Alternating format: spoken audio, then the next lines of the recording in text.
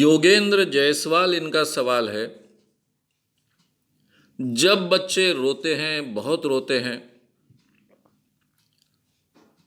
तो रोने वाले बच्चों को कभी कभी वो झाड़ू वाले के पास, झाड़ फूक करने वाले आदमी के पास ले जाया जाता है। और ये रोने वाला बच्चा, उसने झाड़ू उसके ऊपर से फेरने के बाद में चुप रहता है। तो ऐसा कैसे होता है? हालांकि ये झाड़ू वाले या फिर ये झाड़ फूक करने वाले लोग चरस पीते हैं, गांजा पीते हैं, इसके बावजूद ऐसा कैसे होता है? और आपने कहा है कि मैंने खुद देखा है। आपने ये अनुभव देखा होगा। अब हम लोग 38 सालों से इस क्षेत्र में काम कर रहे हैं, अंधविश्वास के उन्मूलन के क्षेत्र में। ये अनुभव तो हम लगातार देखते हैं। उसके पहले भी एक सामान्य व्यक्ति कर एक अंधश्रद्धालु व्यक्ति कर मैं अपने जीवन में जी रहा था। आप जो बात कर रहे हैं उसको नज़र उतारना कहते हैं। ये नज़र उतारने की अलग अलग प्रोसेसेस आज भी चलती है, बचपन से हम देखते आए हैं। और एवरेज घर के बच्चों की नज़र उतारी जाती है। तो मेरी भी नज़र उतारी गई, मेरे घर के बाकी बच्चों की भी नज़र उतारी गई। कभी कभी घर में ही नज़र उतारी जाती है, कभी कभी घर में नज़र नहीं उतारती तो मांत्रिक के पास ले जाया जाता है। अब इसके पीछे का कारण क्या है? आपने जो उदाहरण बताया कि बच्चा चुप हुआ, यह सच हो सकता है।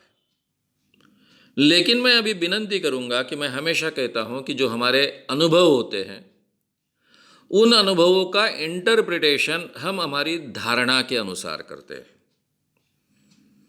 हमारी धारणा अगर अंधविश्वासी है तो हम अंधविश्वासी तरीके से ही उसका इंटरप्रिटेशन करेंगे।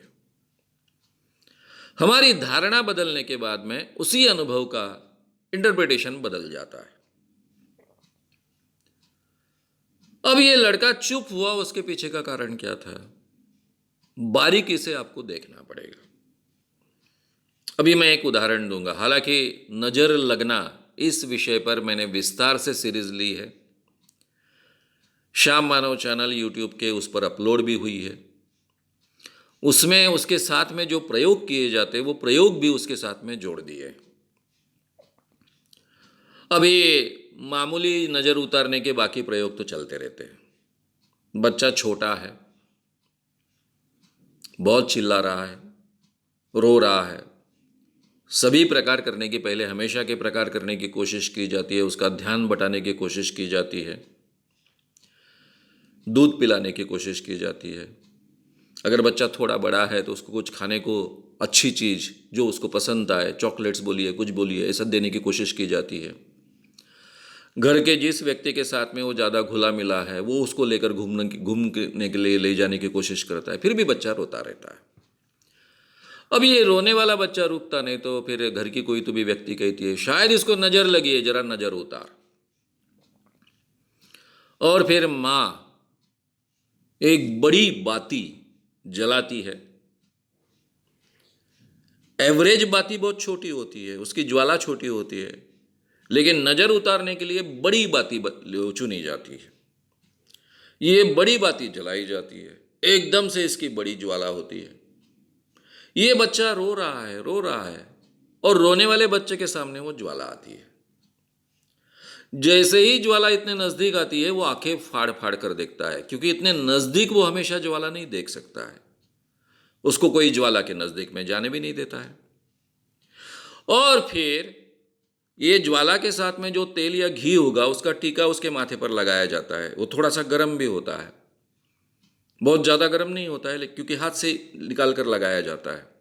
और फिर उसके ऊपर से ये ज्वाला ऐसी घुमाई जाती है, और ये बच्चा ज्वाला जैसी जैसी घूमती है वैसे वैसे आंखें घुमाता है। अभी आप आंखें घुमा कर देखिए। आप और मैं इतने सालों से अपनी आंखों का उपयोग कर रहे हैं, हमारी मसल्स बहुत स्ट्रांग है, बहुत सशक्त बनी है, बहुत ट्रेंड है। इसके बावजूद अगर 20-25 बार आप ऐसा गोल गोल घुमाओगे अपनी आंखों को तो आपके ध्यान में आएगा कि आपको चक्कर आ रही है और नींद आ रही है। ये बच्चे की खासियत होती है कि बच्चे रोते वक्त आंखें भींचते हैं, खुली आंखें रखकर उनको रोना संभव नहीं होता है।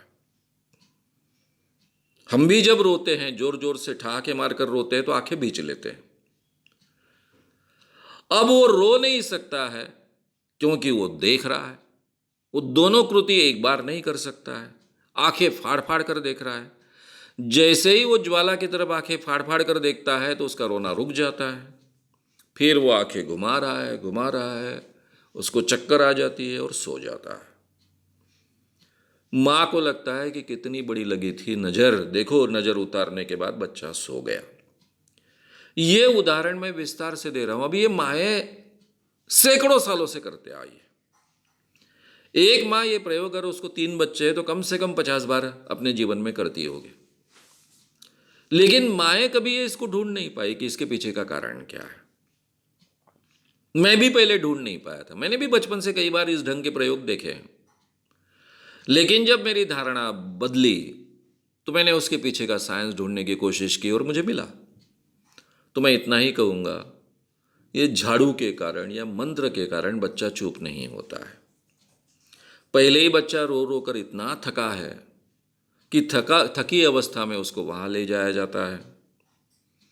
शायद वो झाड़ू फेरता है तो इस ढंग से फेरता है कि वो आंखें ऊपर नीचे करता हो। आप बारीकी से देखिए एग्जैक्टली क्या होता है। अगर आंखें नीचे ऊपर कुछ समय तक करेंगे तो भी फिर वही परिणाम आपको मिलेगा। तो इसके पीछे का कारण ढूंढिए और मुझे लगता है उसका जवाब आपको मिलेगा। चाहे वो गांजा पीता हो, चाहे गांजा न पीता हो, उससे कोई फर्क नहीं पड़ता है। मंत्र तंत्र से किसी भी बच्चे को चुप नहीं किया जा सकता है। बच्चा रो रो कर थकता है, सोता है, वो समय एक साथ आता है, या फिर इस ढंग के टेक्निक के कारण उसको नींद आ जाती है। ये दोनों चीज़ें संभव है और वो आपको अपने ऑब्जर्वेशन में ढूंढना पड़ेगा। अभी वो झाड़ू वाला उस ढंग के लोग तो हैं, आप बार बार वहाँ जाकर बारीकी से देखिए, उसको रिकॉर्ड कीजिए, वीडियो रिकॉर्डिंग कीजिए, शायद आपको उसके पीछे का साइंस पता चल जाएगा।